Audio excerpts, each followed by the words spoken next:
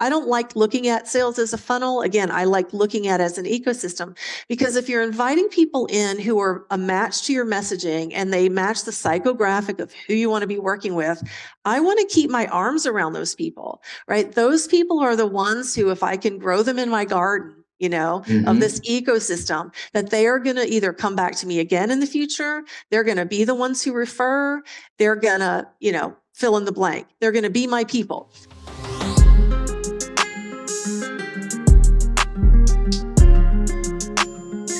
That's beautiful. Is there any way that you can explain a little bit about I know you explained how soft selling works in a nutshell, but can you explain maybe a little bit more of kind of the steps that someone would want to take if they were to end up just dabbling a little bit on their own, if they could take a nugget out of today's podcast? Sure. Here's the thing. I believe people are probably running around. They're so busy already. So when I meet somebody, the first thing I want to say is, what are you already doing? Right. And then I ask them, what are you already doing that you really want to do and that you like to do? So we can narrow down those activities. And so within those activities, I look to see if I can assemble the ecosystem, the know, like, trust ecosystem, with what they're already doing. And really, 7 times out of 10, they've already got a piece of each of those. They just haven't thought about linking them together for themselves. So that's the first approach I would take. And think about the no step as being because that's going to be where you're going to probably output the most energy. So it's, if you look at it, I don't like looking at sales as a funnel. Again, I like looking at it as an ecosystem, because if you're inviting people in who are a match to your messaging and they match the psychographic of who you want to be working with, I want to keep my arms around those people, right? Those people are the ones who, if I can grow them in my garden, of this ecosystem, that they are going to either come back to me again in the future. They're going to be the ones who refer. They're going to, fill in the blank. They're going to be my people. So when you choose that right like category, you really want it to be something that's going to keep your energy up, that you're going to be willing to do and really want to be doing. So really think about that. I had one client who she's like, networking, absolutely not. She's like, but I love teaching classes. So in her case, her no step was a class, where in my prior example, the class was the like step. So we really want to personalize it to that person. So that's the question you would ask yourself, and think about how you want to initially meet people. And then the conversion of that is to really have, again, that micro message that you want to bridge people from that no step into the like step. So you really want to have that compelling message where you're saying, hey, come on. I call it the pool. Like invite them into this place where you're going to pool them and they can play with you. So it might even be electronic. You might have a LinkedIn group that you have an electronic or digital networking group like on LinkedIn, or you might be really active on Insta and you want to invite people to your Insta, page. So really think about how you're going to invite people over to that. And again, once you pool them, that's when you start deciding how you're going to bridge them to the next step. And you want to be able to provide value for them. I had a networking call earlier with someone who could be a potential client of mine in the future, but it was just a networking chat. And what I did was gave him a couple of tips for his new business. Is about 2 years in his service business. And one of them just blew the top off of it. He's like, oh my gosh, that's exactly, in line with how I want to do business. And I'm like, well, that's why I suggested it. It's going to be aligned with your energy. So for me, that networking conversation was, I'm going to give value and not just ask them to go to the next step. So that's the middle step being the like step. I want to pool people there in different places so I can play with them, give them value in different ways, and develop that relationship so they can eventually move on then to the trust factor. So again, whether that's in person, online, something in between, think about the thing again where you're going to want to show up, because that's the important thing. Like if you're going to start a Facebook group and hate Facebook, it just ain't going to happen for you. Yeah. So that's the important thing. And so again, when you think about your trust step, you want to think about what you want in your business. So if you are looking for clients, there's going to be a micro message for that. If you're looking for a strategic alliance or a joint venture, then you can ask that pool, right? That those people who are playing together in your like step, like ask them, like, for the connections to this type of strategic alliance or joint ventures that you're looking for. So this middle group is going to be the provider for you, for whatever grows from there. And again, they're likely the people who might come around, and even if they spent money with you before, will likely spend money with you again eventually. And I've had that happen. I structure my services and my business in what I call Legos. They're short little bursts of time with me so that they can, like if we develop something that they've got to go totally revamp their website, they're not going to be dumping, thousands of dollars with me and then feel like, oh God, I don't have money for my website. So that's how I like to do it. So then they go do their website and then they come back to me. So that's how I build my trust step, so that, because I know that that's the condition that a lot of solo service entrepreneurs are in, that they get, cash every month, let's say, but they can't do a big outlaying of doing everything at once. So I want to be flexible with them. So structure what I call your pricing, packaging, or programs in a way that also meet the need of the people that you're serving. So it's all interconnected. And so that's the steps that I would take people through. Obviously the higher level, because I would need to be specific with a specific person, but that at least helps people understand how to build. And you might have more than one ecosystem, obviously, online, offline, in person.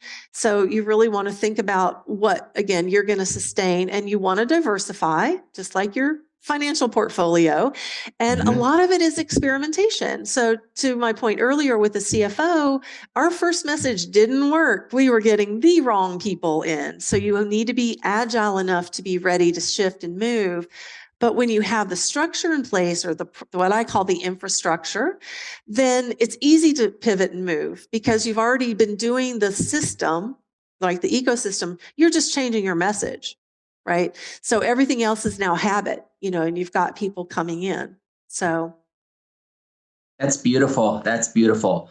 At the end of the day, I think that soft selling and the way you're talking about the approach and how it should work is how sales should be perceived. And there's so many people out there, that still think, and I said this to my wife. I say this to my wife all the time. I'm like, everyone in the world at one point, not everyone, but 90% of the population has went in and dealt with buying a new car or a used car. And so everyone just perceives this selling in this the spectrum of, like you said, just spray the wall, reach as many people as possible until someone says no. And there's no real community building. There's no real relationship building anymore. And it's all become so transactional because of online that people have lost their spectrum of wanting to just build relationships. And that's what we're all here for. That's how everyone grows, right? And so it's funny you say that, because I'm a very big component on with our message and our movement, which is, everyone should think of themselves as a community brand, not a personal brand, not a corporate brand, not a consumer brand, but we're a community. Everyone should be aligned with each other. And so I think everything you're saying is spot on. I mean, even to the point where I hint it may bring you on to help me out a little bit. Well, all right then. But real quickly on that though, it's really joyful, and not everyone cares about relationships like you and I do. I'll put that qualifier in there. But I agree with you. I think that one of the things I say is technology has pushed us behind screens of all sizes, and it's literally caused our conversation muscles to atrophy. So we've kind of forgotten how to connect. Young people aren't learning how. So if we're going to keep this human connection alive, it is up to us. And I think Simon Sinek said this in his book, Start With Why, that people will rally behind you when you're trying to better yourself more than they'll rally behind you when you're competing against someone else. So that example I mentioned earlier, where when you're asking for connections or for help, they're going to be with you because they want you to succeed. And so you talk about community brand, that's the joy of community branding. When I published my last book, I did a crowdfunding, and within, I don't know, 10 days, my book was fully funded. Everyone's like, yes, we want to hear from you, Christine. Yes, we want to hear from you. And it really was, I didn't need the money. It was really a social experiment, actually, that I added a chapter in the book to talk about. But it was just beautiful. Everyone dove in, like a neighbor contributed, my dad contributed. Like, it was just a beautiful thing to see. So what you're doing in terms of community branding, I believe that's the key, is because when you're in community, when you want to support each other, you want each other to succeed and you want to help each other. So yeah, talk about beautiful. I love it. Love what you're doing. I don't even think it matters if you're, an online business who has to sell a million widgets, like you said, or you're, a local service business that has to, bring in like, 20 to 30, people a month or something like that. Like you said, your lawyer or your financial person, she was able to, find something that aligned with her, and that strategy on eventually opening up her own, VIP day. And you're right. And that's down to the brand awareness. And I feel like brand awareness gets lost, in that the trust people get lost with.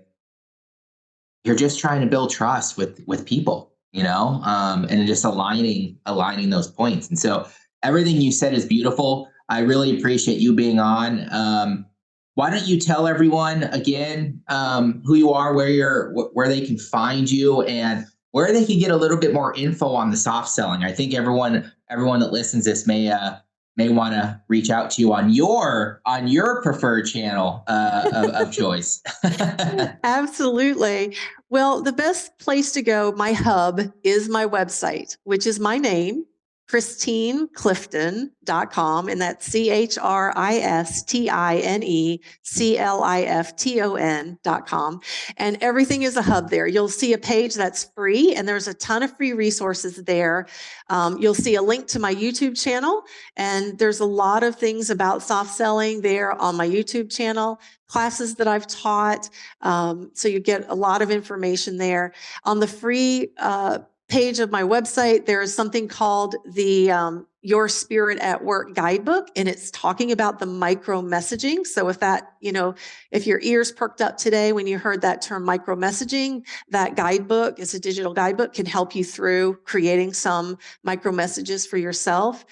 So again, accessibility is still one of my values, and that's why I have all those free things on my website. I'm on LinkedIn as well, but again, go to my website. All the links through to everything I'm doing is right there. Beautiful, beautiful. Well, again, I want to appreciate you being on Brand Power Analysis, and this won't be the last time we'll be talking. That's for sure. Oh, wonderful. Thanks so much for having me. Thank you. Thanks for being on. You're welcome.